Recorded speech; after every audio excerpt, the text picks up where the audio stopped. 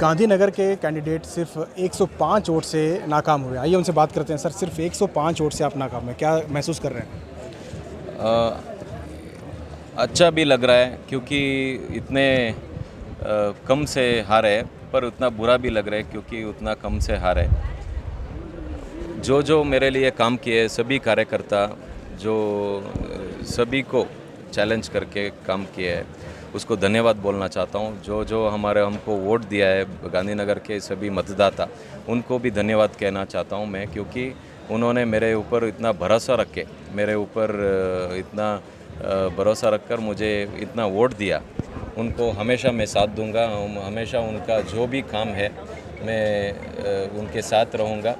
जो हमेशा हमारे वरिष्ठ नेता थे वाजपेयी जी बोलते थे, जब सभी हार के सिर्फ 2 सीट लगे थे हमारा पूरा भारत में, तब वो एक वाक्य बोले थे, न धैर्यम न पलायनम करके।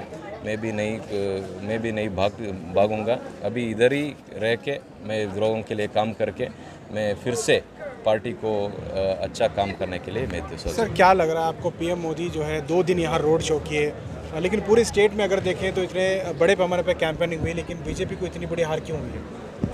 वो देखना पड़ेगा अभी क्या हुआ है, किधर कम हुआ है, कौन सा कॉन्स्टिट्यूंसी में कम हुआ है, वो सब हमारे वरिष्ठ नेता वो देखेंगे, उसको कैलकुलेशन करेंगे, उसका हल निकालेंगे किधर हमारा कम हुआ है। क्योंकि बहुत हमारे नेता, हमारे मिनिस्टर लोग ही हारे हुए हैं, इसलिए किधर हमारे के लिए माइनस हुआ है वो देखना पड़ेगा हमको। सर, बड़ी मार्जिन से कोई हारता है तो बात अलग है, लेकिन जब कम मार्जिन से हारता है तो ज़्यादा तकलीफ होती है।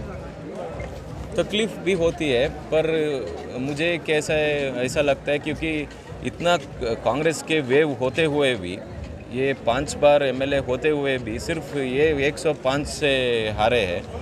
इसीलिए मानसिक तरफ से मैं ही